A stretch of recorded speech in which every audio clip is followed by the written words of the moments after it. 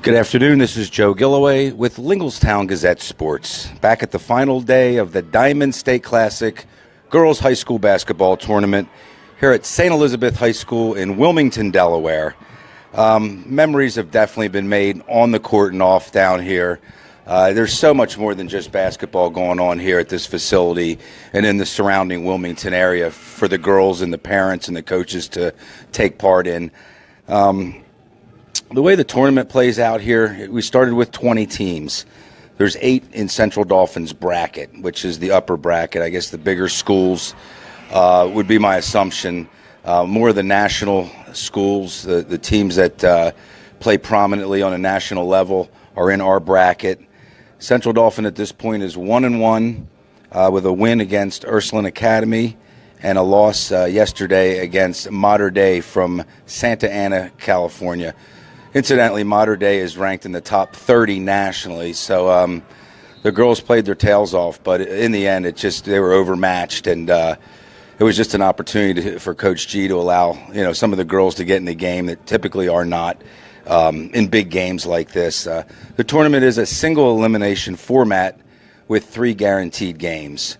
So with Central Dauphin's win on Wednesday, it assured them to stay in the championship bracket, which they were kicked out of yesterday afternoon with their loss to Mater Dei. So the game today at 2:45 against Sanford School, they'll be playing for third place. Winner gets third, loser gets fourth place in their bracket. Let me bring you up to date on our sponsors for today.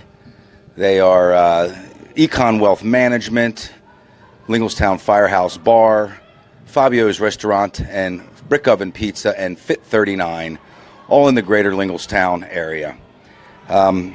Again, we're playing in what's called the St. Francis Healthcare Cup bracket.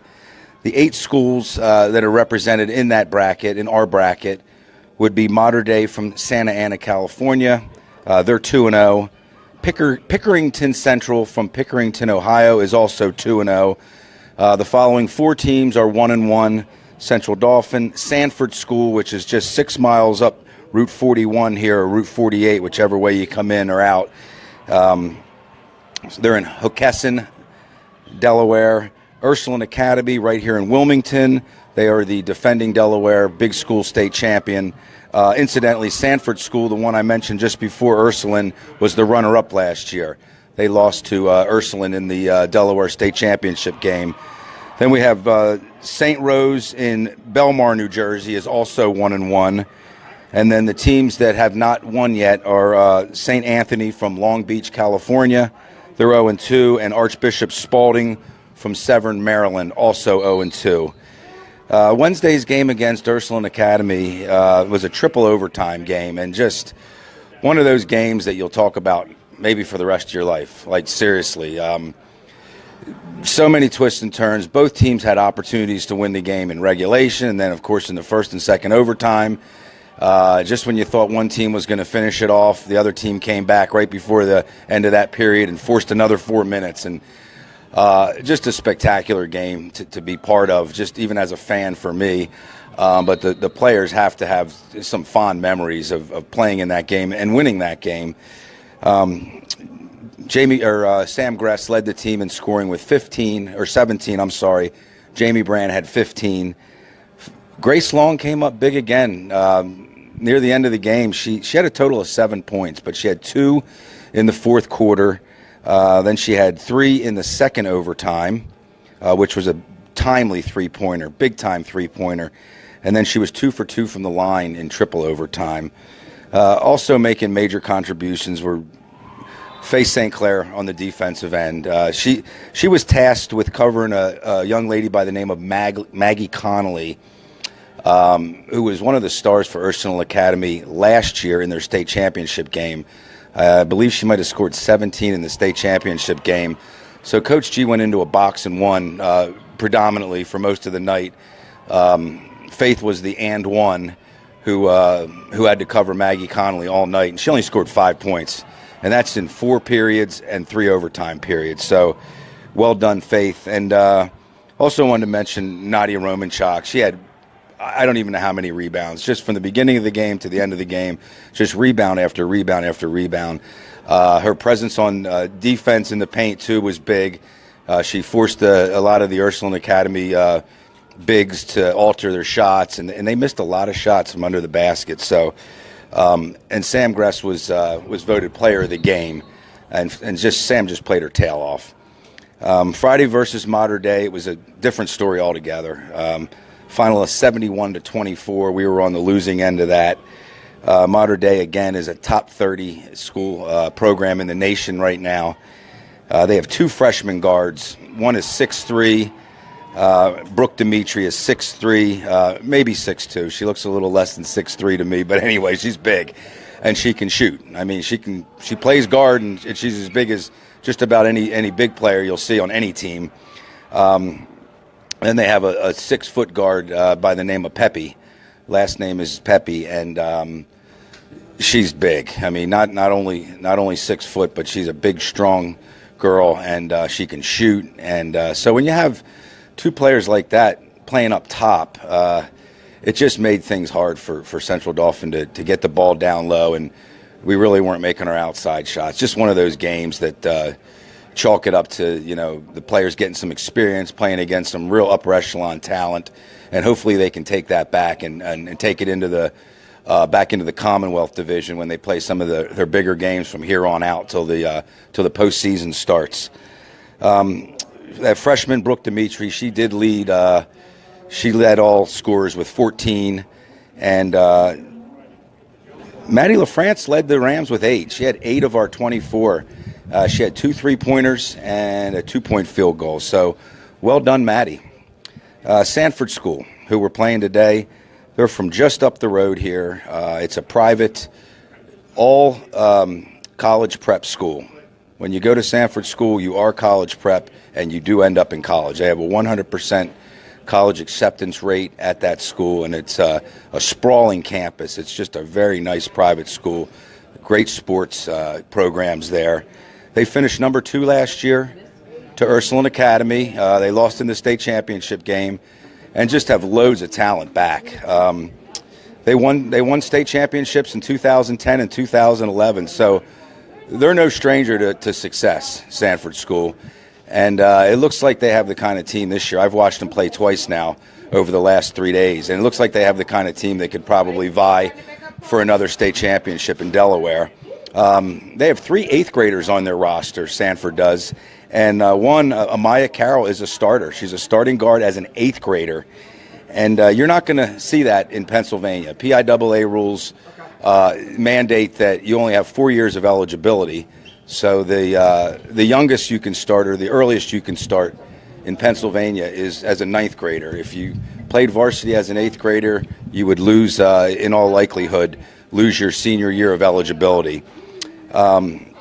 Sanford beat St. Anthony in the opening round. St. Anthony has a 6'5" forward by the name of oh boy, maybe I didn't get it down here, but anyway, she's signed already with Arizona. Real deal, one of the top big players in the state, and young lady by the name of Allie Kubek shut her down. The girl on St. Anthony is Samaj Smith. I'm sorry. But Kubek held her to 15, and most of her 15 came in the first half. And really, there wasn't much scoring out of Smith when it really mattered, like in the fourth quarter and later in the game. And Kubek scored a lot on her own, too. She's 6 foot. She can play inside and out. I think she might be a little bigger than 6 feet. She's listed at 6 feet.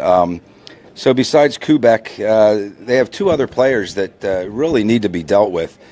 I was talking to Coach G last night briefly, and typically you have 1 player, maybe 2, you need to try to shut down on the defensive end.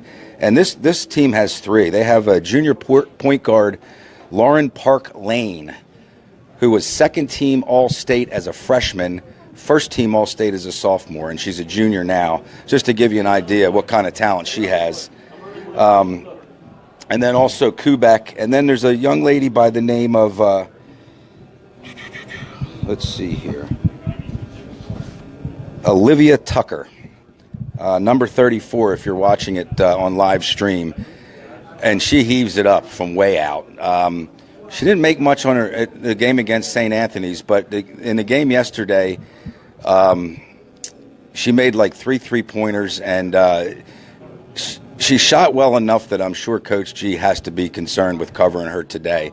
But you can only spread your defense out so much. I mean, when you got 3 players that you have to try to shut down, and possibly their leader though is they have a guard by the name of Tucker, also unrelated to Olivia, Is that right? and Park Lane and Tucker are the 2 that you really have to worry about. Force the issue a little more with, I suppose. So anyway, Central Dauphin is playing this game for the number 3 spot out of 8 teams, and I'm sure they'll take that. If going in, if you said, hey, coach, players, I don't know about the players. They want to win everything all the time. That's how players are. But if you thought you could walk away with 3rd place out of 8 teams in a tournament of this magnitude, you'd probably take it. So that's what's on the line for them today. But more importantly than that is it just a chance to spend 4 days with family, with teammates. You get some downtime here. The Sanford coach just walked in, and I watched him against St. Anthony's the other day, and he really had to coach himself a game. Good game the other day, Coach. Yeah. I just talked about that they shut down Smith. That's the Arizona signee, and I sat right behind Coach the whole game, and it wasn't an easy task. I mean, when you're asking Kubek to play on both ends of the court like he did. So anyway, this tournament again is for charities, multiple charities. The Be Positive Foundation, which is kids helping kids fight cancer. Each team here has what's called a hero, which is like a buddy who tags along, who sits on the bench and becomes part of the team. Except that, of course, they don't go out on the court and play. But other than that, they wear a team shirt. They get involved in the timeouts. They get in the huddle. They do fist bumps throughout the game. And our hero is Matt. And he's had a blast, and the girls have had a blast with him. Also, Special Olympics of Delaware. They have a food drive, a non-perishable food drive here. And Kay's Camp, which is a week-long camp every summer for children with cancer.